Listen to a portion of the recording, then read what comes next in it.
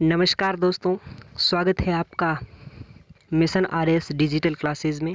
देखिए, हम आपके लिए नगर पालिका अधिनियम की जो भर्ती आई है ईओ और आरओ की, उनका बी पार्ट बेहतर बनाने के लिए हम जितना हो सके उतना प्रयास करके बी पार्ट की महत्वपूर्ण क्लासें लेकर आ रहे हैं, तो आप इसे ज़रूर देखिएगा।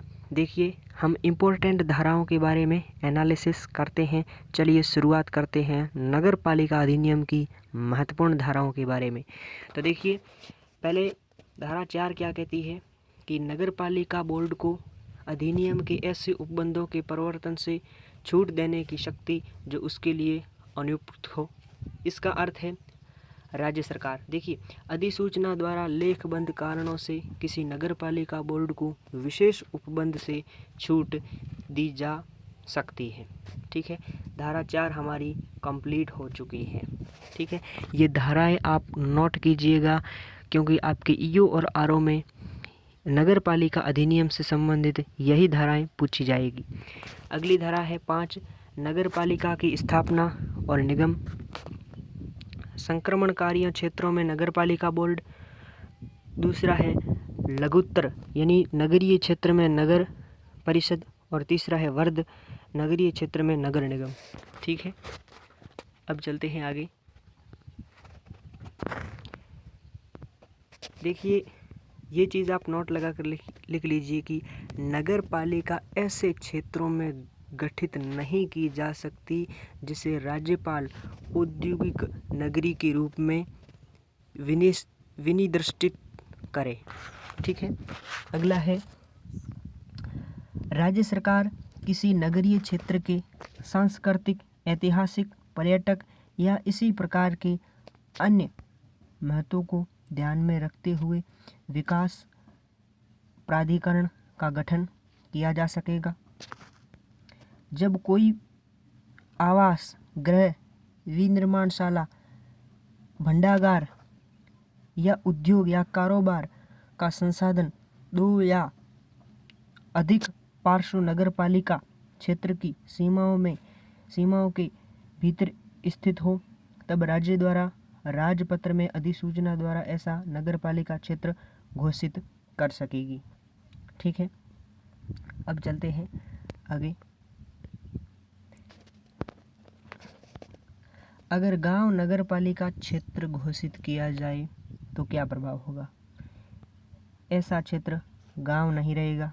ठीक है, और गांव के लिए स्थापित पंचायत उनमें कार्य करना बंद कर देगी कि जो भी पंचायत समितियां हैं वह फिर उस गांव में कार्य करना बंद कर देगी। अगर उस गांव को नगर पालिका घोषित कर दिया जाएगा तो उसमें नगर पालिका का ही कार्य फिर होगा। ठीक है, अगर गांव को नगर पालिका घोषित किया जाता है तो उसमें कार्यरत एक तो वार्ड पंच होगा, उप सरपंच और सरपंच। अगर गांव को नगर पालिका घोषित किया जाता है तो उसमें ये कार्य फिर नहीं करेंगे।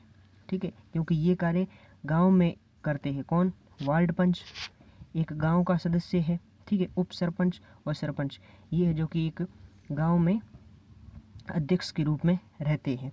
ठीक है, वैसे तो गांव का जो मेन अध्यक्ष होता है वह ग्राम सेवक होता है, लेकिन बात करें अगर हम यहाँ अगर नगर पालिका को गांव घोषित कर दिया जाए तो ये है जो कि कार्य नहीं करेंगे। ठीक है, अगला क्या है?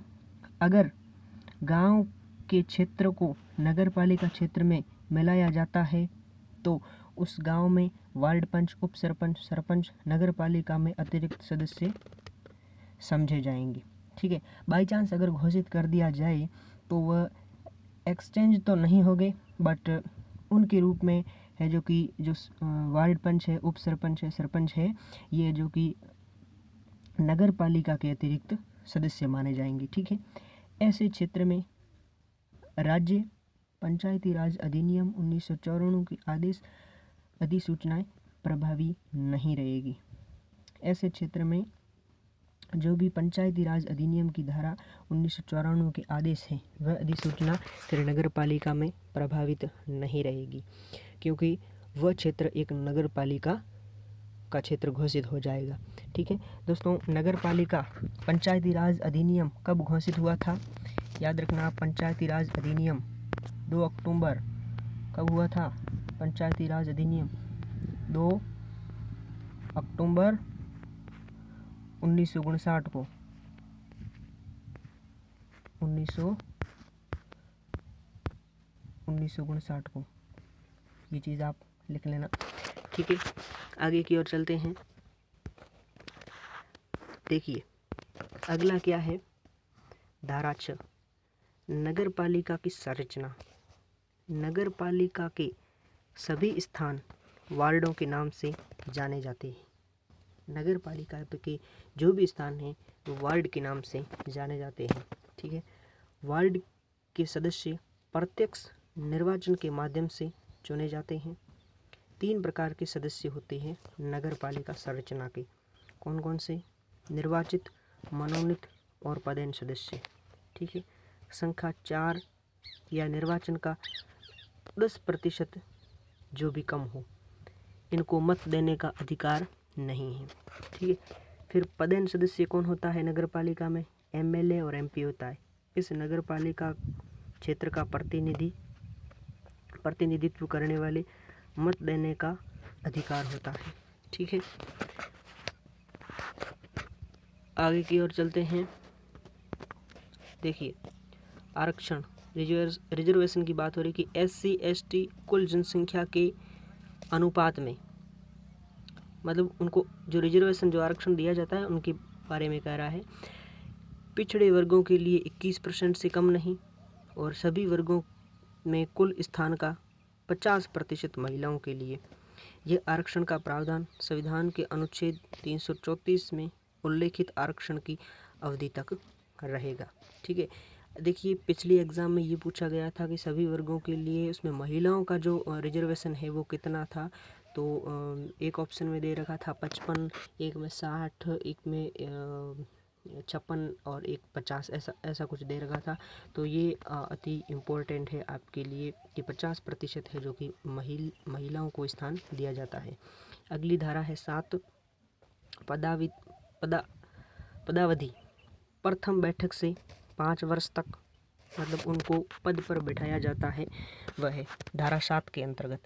अगर किसी नगर पालिका को समय से पहले विघटित कर दिया जाए तो नई नगर पालिका शेष अवधि के लिए कार्य करेगी। ठीक है, तो ये थी आज की हमारी नगर पालिका अधिनियम से संबंधित क्लास, जिसके अंतर्गत हमने धारा 7 धाराओं के बारे में एनालिसिस कर लिया है। धारा 4 से 7 तक हमने एनालिसिस किया है। अगली धारा लेकर आएंगे जल्द ही।